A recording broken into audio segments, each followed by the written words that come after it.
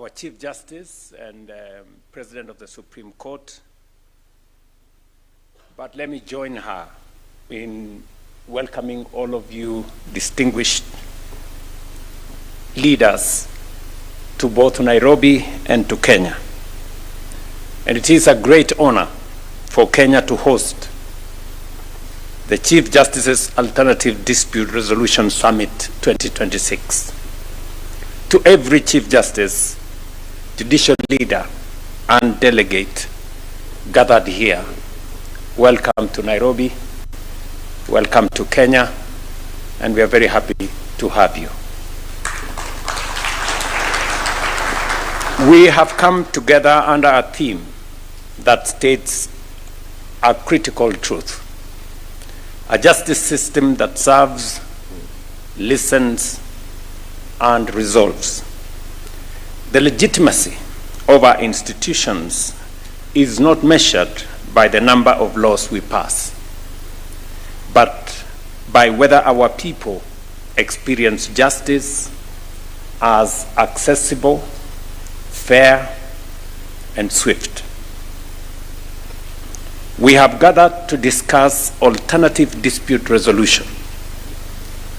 But permit me, in this room of distinguished jurists, to begin by questioning a single word: the word alternative. In Africa, the resolution of disputes through dialogue is not alternative. It has never been. It is the original and the only justice system. Long before the colonial courtroom arrived on our shores, the Council of Elders sat beneath a tree, the village assembly gathered on the grass. They negotiated settlements, restored relationships, and rebuilt trust. That was not a lesser justice. It was our justice system. Litigation is the import. Reconciliation is the inheritance. So, when the world today speaks of mediation, of restorative justice, of community resolution as bold innovation, Africa may smile quietly. What others are discovering, we have always practiced for generations. We did not import alternative dispute resolution. We authored it. And then, for a time, forgot we were the authors. This summit is our act of remembrance.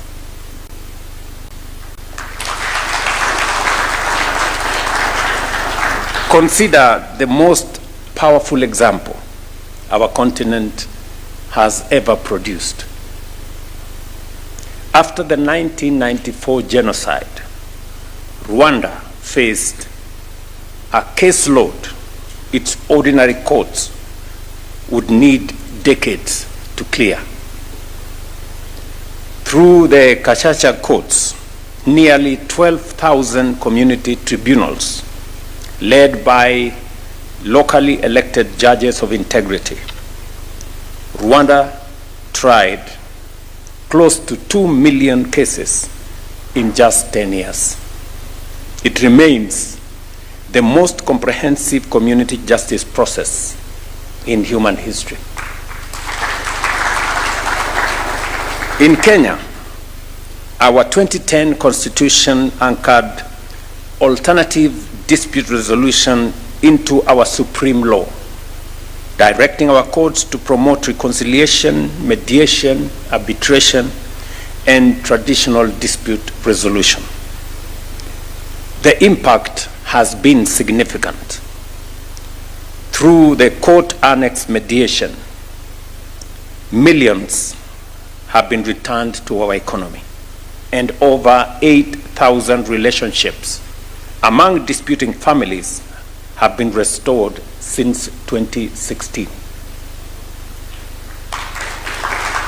Last year, our judiciary resolved more cases than were filed, achieving a clearance rate of 104% and cutting its backlog by nearly a third.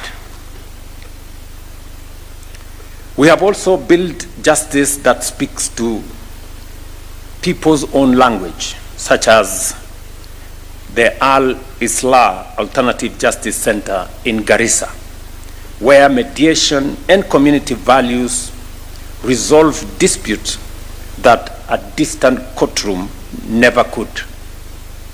This is justice that meets people where they are. The future of justice in Africa must be people rather than process-centered. Citizens do not measure justice by the complexity of processes or jargons, including res judicata. I hear something. I don't know what that means. They measure it by three simple questions. Were they heard? Was the matter resolved fairly? And did the outcome restore their dignity in time? Our institution must answer these three questions in the affirmative. Ladies and gentlemen, let me turn to another truth that is too often missed. Effective dispute resolution is not only a social good, but also an economic engine.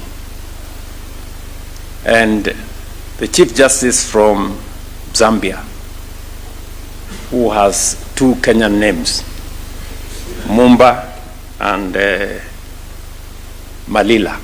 Both are Kenyan names, just for your information. Has said it ably. He has spoken about our commerce in this continent and how dispute resolution and systems that ensure that contracts are enforced in a timely manner could contribute significantly to progress and prosperity in our continent. Africa has entered the era of the Africa Continental Free Trade Area, the largest free trade area in the world. The World Bank estimates it will lift our exports by US dollars 560 billion by 2035. But more trade opens the doors for more commercial disputes. And here we face an uncomfortable question. Where will those disputes be resolved? Today, many African commercial disputes are settled in London, Paris, and Geneva, far from the continent where the investment is. African arbitrators make up fewer than 8% of appointments in the world's leading arbitral institutions. And none of the world's 5 most preferred arbitration seats is in Africa. We are learning very painfully not to ship our tea or coffee or minerals abroad in raw form for others to add value and keep the reward of that value. And so I ask this gathering a direct question. Why do we still ship out our disputes? Why does African justice, like African produce, so often earn its premium somewhere else? Singapore, a single city, made itself one of the world's foremost seats of arbitration by deliberate design. Africa, a continent of 1.5 billion people, can do the same. Let us resolve African disputes on African soil by African jurists under African institutions. And by the way, that is not protectionism, that is sovereignty. Last month, here in Nairobi, we had the Africa Forward Summit. And as African leaders, we had a very candid conversation amongst ourselves and with our partners. And we came to the conclusion that we need a paradigm shift in our relationships and engagements with our partners. Relationships that are not built on dependency. Relationships that are built on sovereign equality. Relationships not built on aid, assistance, or charity, but partnerships that are mutually beneficial, fair, and balanced. We made a concrete decision that being a continent of enormous natural resources, we are going to reject relationships that extract our minerals, our goods, shipped to add value somewhere else, and that we are going to insist on investments that create value in our continent, create jobs in our continent that are fair, that are balanced, that benefits everybody equally in a win-win framework, benefiting the investors as much as the owners. That is the new relationship we want to build. And it is the conversation I had 2 days ago at the G7 forum, because that is what it is going forward. And I want to ask of this great gathering.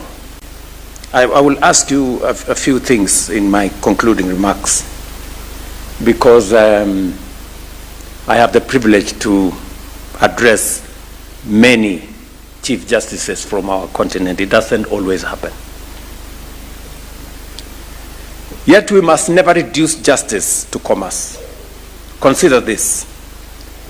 The World Justice Project estimates that 5.1 billion people worldwide have unmet justice needs, and most of them will never set foot in a courtroom.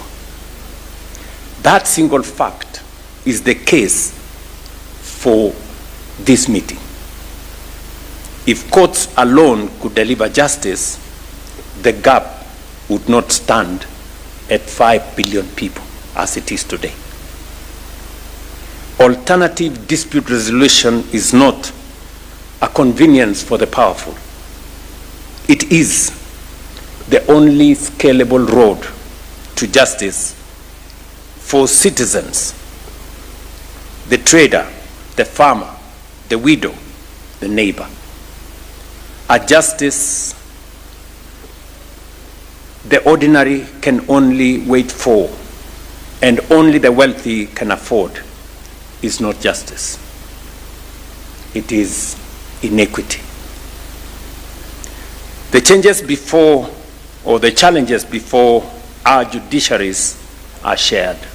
So then must be our solutions.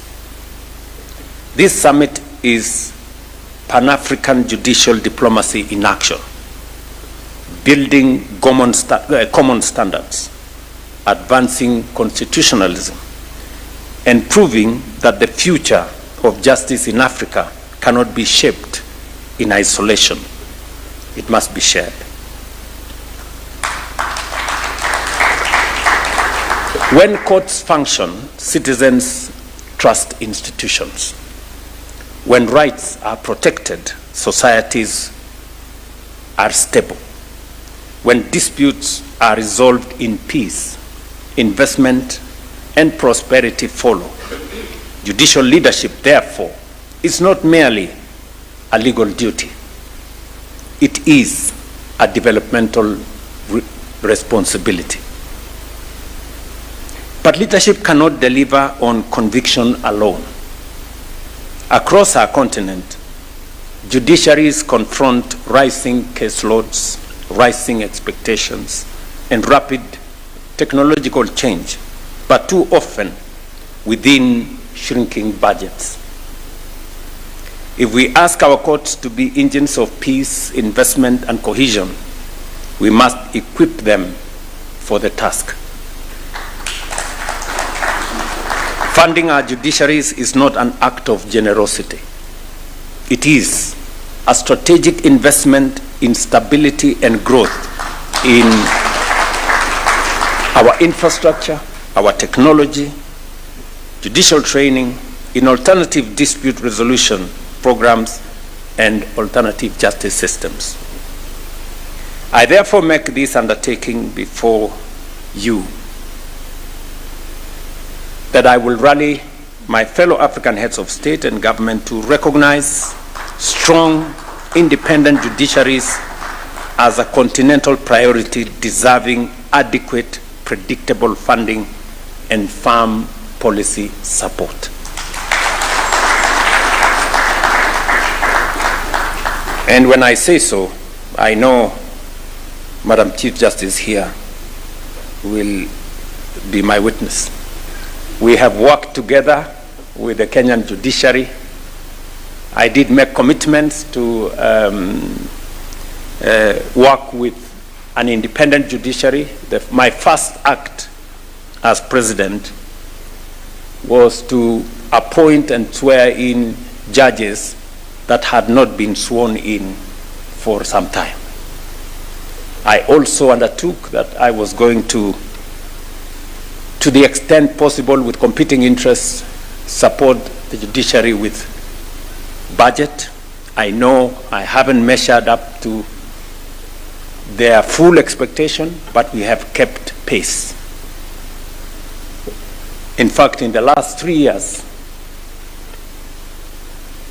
the judiciary has hired, and I have appointed 92 judges, the highest in Kenya's history by one president. And we have done so because we believe that it is the right thing to do. And as a result, we are beginning to see results. As I just said, for the first time, the judiciary reduced their caseload by almost a third, and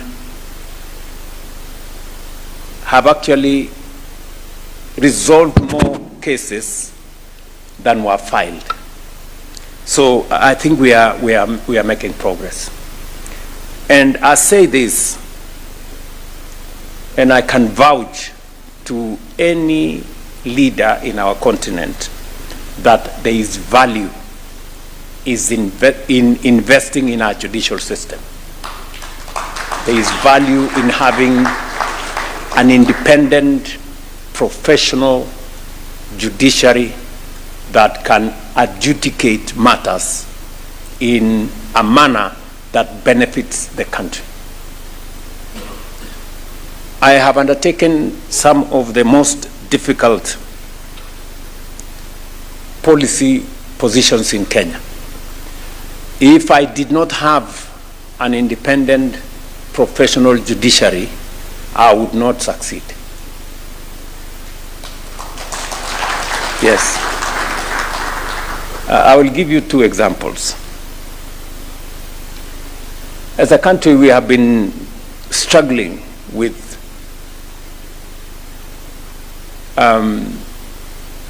housing and citizens living in squalor. Just for numbers, we have in Kenya 114 informal settlements. 1,114 informal settlements. We have 7 million people living in slums. It is not something that I should say, but that's what it is. And therefore, it was absolutely necessary for us, and we have been trying to settle this housing question for close to 30 years. But this time round, I said I would. And we went to Parliament, we changed the law, we brought into the equation a housing fund, a housing levy, and a whole infrastructure to deliver on it. And the results are very clear to the people of Kenya. Today, we have close to 300,000 houses being built in Kenya.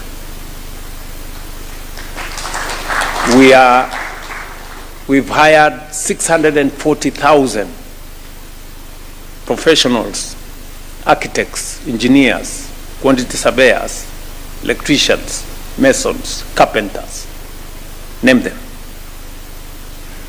And the skyline of Kenya today, if you go to any city in the Republic of Kenya, we have 200 active sites in different parts of Kenya. The skyline is changing. But even with that, there are people in court who want to stop it. If we didn't have a professional judiciary, we wouldn't have moved an inch.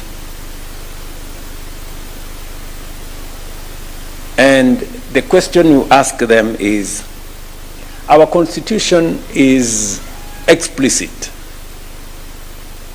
as the lawyers would say. Section 43 of our constitution mandates government to house every Kenyan in a dignified manner. But there are still people who go to court. So what am I saying? I'm trying to say, just imagine if we didn't have a professional judiciary. There would be people who would want to stop us from carrying out our constitutional duty. I would say the same.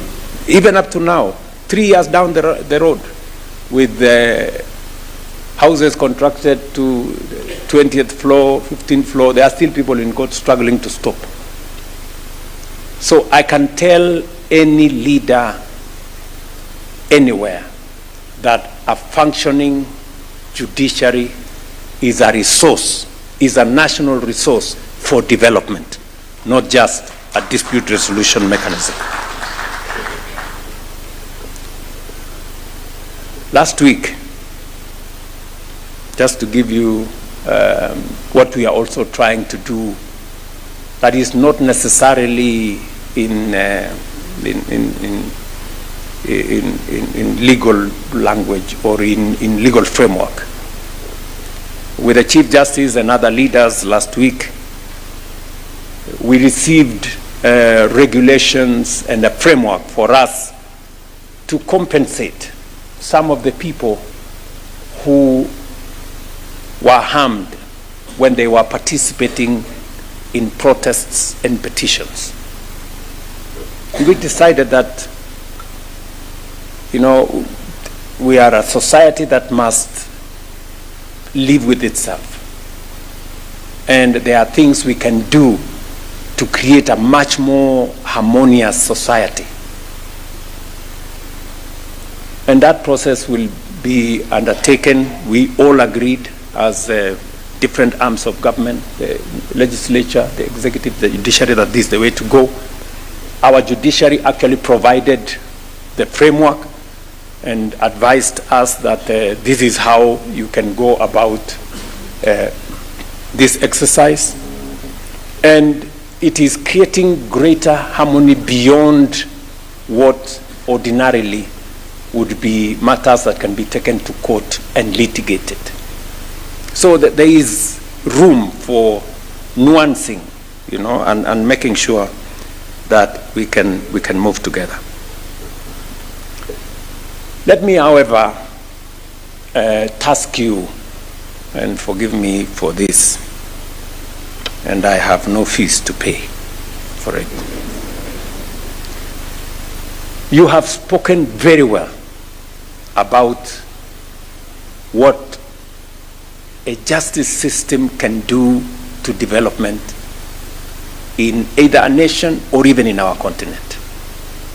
And I want to really thank you, Justice Mumba, for your statement. Because it is the case I have been making with our colleagues at the Africa Union. When they tasked me with championing the reform of the Africa Union, I undertook to do 3 things. Number 1 is to make the Commission, which is the executive arm of the Commission, a fit-for-purpose organization by making sure that it has the levers and the power to be able to execute what we as the people of this continent want, and that it does so in line with the aspirations of our continent. And the second thing that I really wanted to achieve is to have a working parliament for purposes of accountability. Today there is a disconnect between the Pan-African Parliament and the African Union. The Pan-African Parliament does not approve the budget of the Commission. It does not approve appointments. It's completely, there. And third and most important thing is accountability. As we talk, we do not have a functioning African Court of Justice.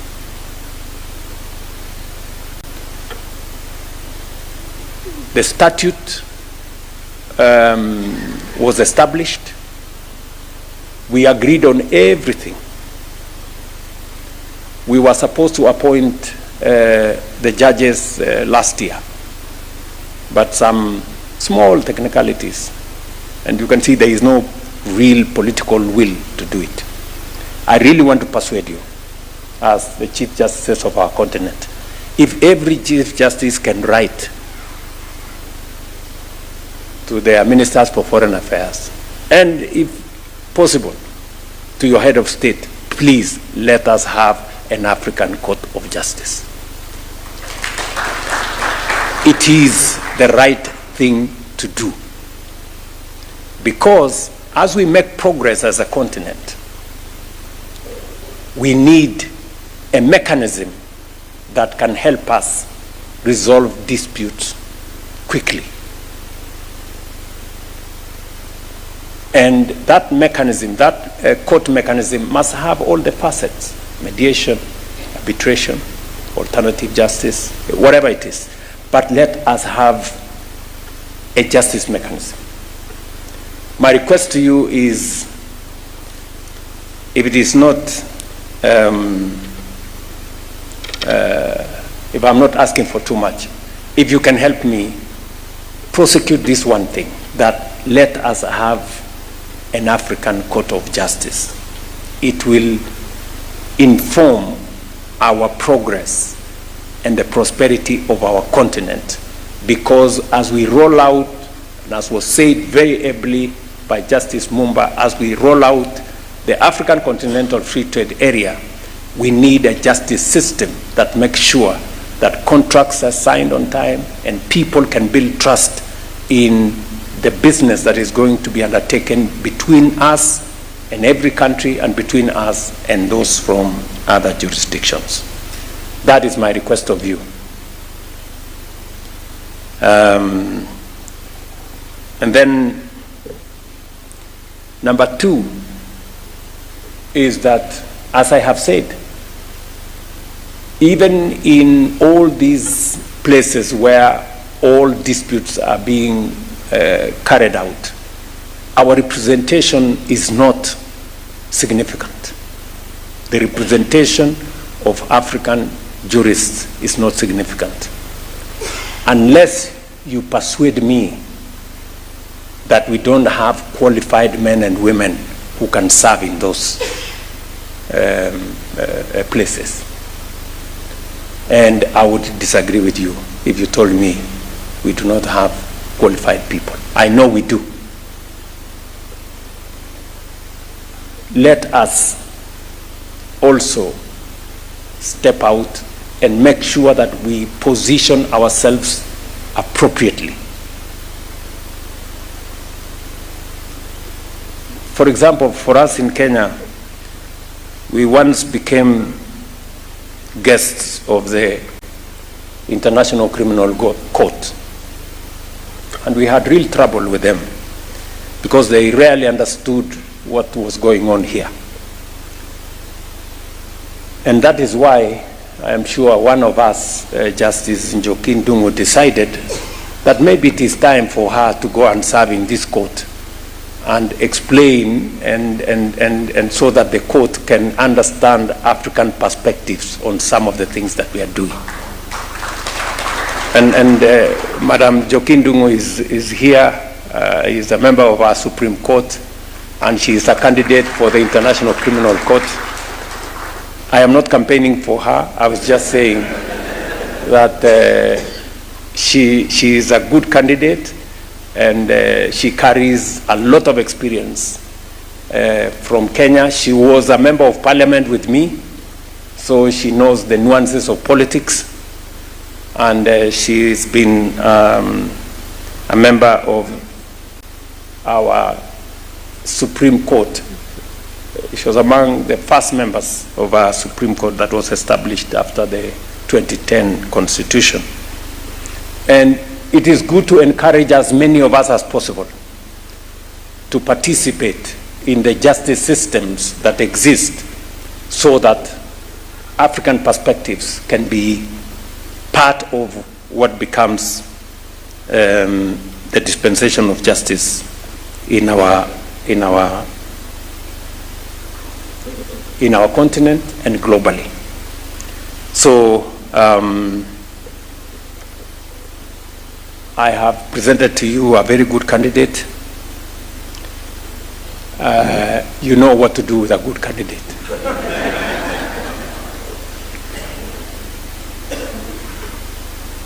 And I really am very happy this morning to be part of this occasion. And as I conclude, let me reiterate that the people of Africa are asking for justice systems that serve, that listen, that resolve, and that restore.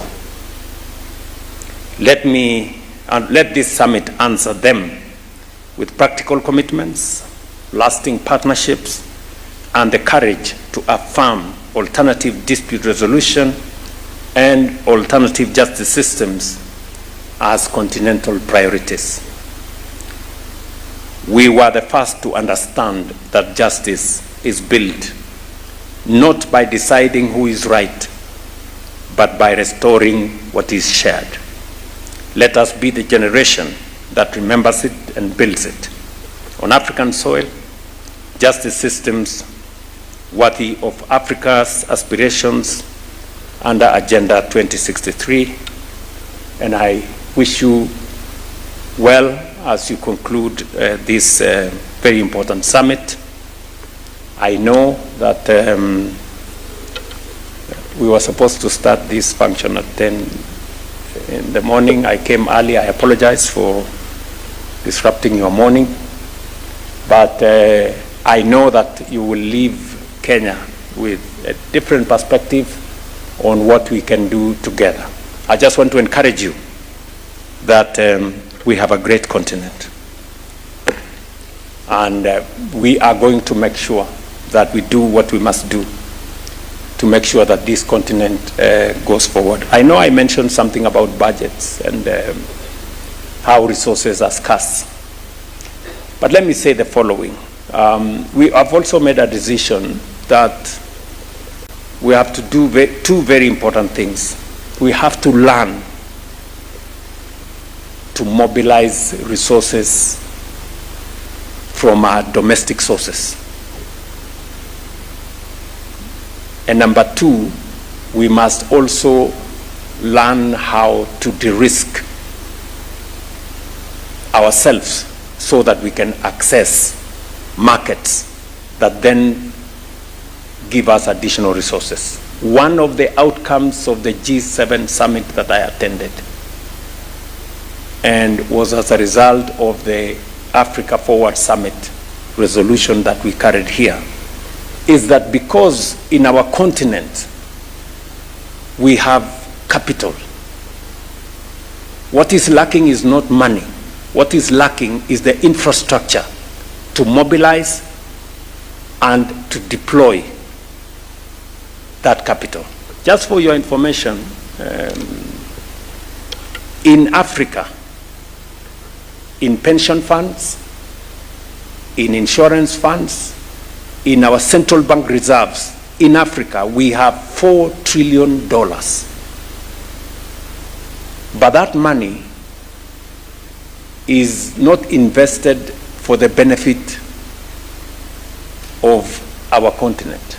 Most of that money is in New York Stock Exchange, London Stock Exchange, and those places.